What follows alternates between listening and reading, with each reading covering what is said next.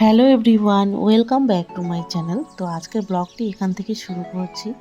তো আজকে আমরা রান্নাবান্নার আয়োজন করেছি। তো আজকে আমরা অনেক দিন পর বিরিয়ানির আয়োজন করেছি, যেহেতু সবাই বাড়িতে রয়েছি। তো ভাইও এসেছে, চা এসেছে। তো সবাই এগুলো খেতেও ভালোবাসে, আর বিরিয়ানি করতে গেলে একটু ঝামেলাও হয়। সে কারণে আমি আর ননদ দুজনে মিলেই বানাচ্ছি। আর এই সমস্ত জিনিস সবাই মিলে খেলে বেশি ভালো লাগে, তাই ভাইরা যেহেতু আসছে তাই আমরা প্ল্যানটা করে ফেলেছি। আর এই সমস্ত বানাতে সময়ও লাগে প্রচণ্ড। যে টাইমে বিরিয়ানি বানানো হবে ওই টাইমে ভাত সবজি রান্না করে খাওয়া দাওয়াও হয়ে যায়। এতটাই টাইম লাগে বিরিয়ানিতে, কারণ ভাগ ভাগ করে সব কিছু করতে হয়। তো প্রথমে ভাতটা বানিয়ে নিয়েছি, যেহেতু মাটন বিরিয়ানি করব তার জন্য মাটনটাকে আলাদা করে বানিয়ে নিয়েছি। ডিম সিদ্ধ করেছি, আর আলু সিদ্ধ করে রেখেছি, আর পেঁয়াজগুলোকে ভেজে বেরেস্তা বানিয়েছি। আমি আর ননদ দুজনে মিলে বিরিয়ানির জন্য হাঁড়িটাকে রেডি করে নিলাম। পরপর 3টা লেয়ার দিয়ে দিলাম। তো এখন লেয়ারগুলো দেওয়া কমপ্লিট হয়ে গেছে। এখন ঢাকনাটা দিয়ে হালকা আঁচে বসিয়ে দেব। আমাদের যখন বিরিয়ানি খেতে ইচ্ছে করে তখন আমরা বেশিরভাগ সময়ই বাড়িতেই বানিয়ে খাই, বাইরেরটায় খুব একটা খাই না বললেই চলে। তো আমাদের এখন বিরিয়ানি রেডি হয়ে গেছে, এখন আমরা সবাই মিলে বসে খেয়ে নেব। সবাই এখন বিরিয়ানি খাচ্ছে।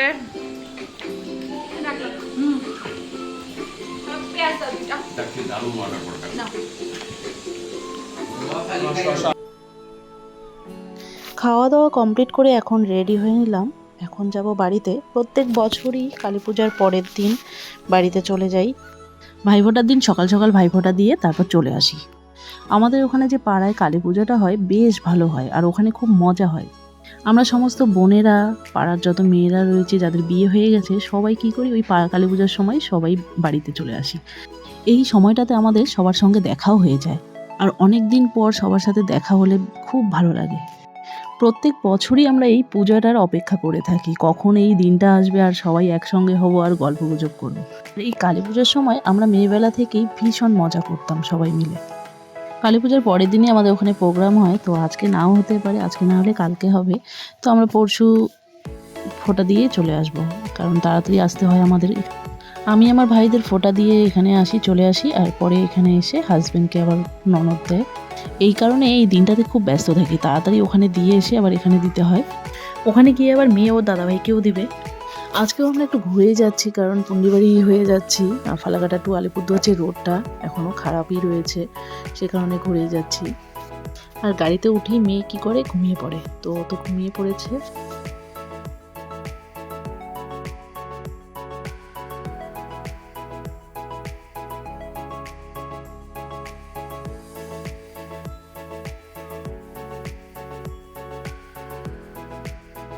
তো 5 মাইলে আসার পরে একটু নামলাম, কারণ বরাবরই আমাদেরকে নামতে হয়। মেয়ে এখানে এসে পরোটা না খেয়ে যাবে না, আর বাড়ির জন্য কিছু খাবার নিয়ে নিলাম। তো চলে এসেছি আমরা বাড়ির কাছাকাছি।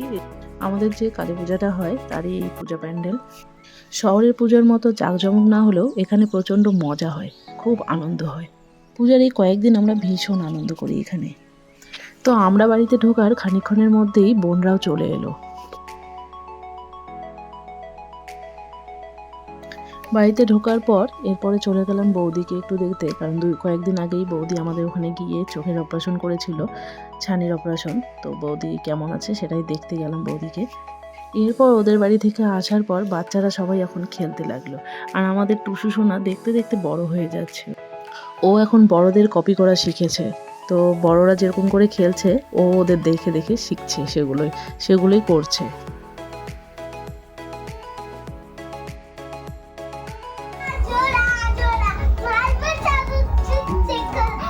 আর একজন বসে আছে। আম পাতা জোড়া জোড়া দেখে মা আম পাতা কোদরা করি।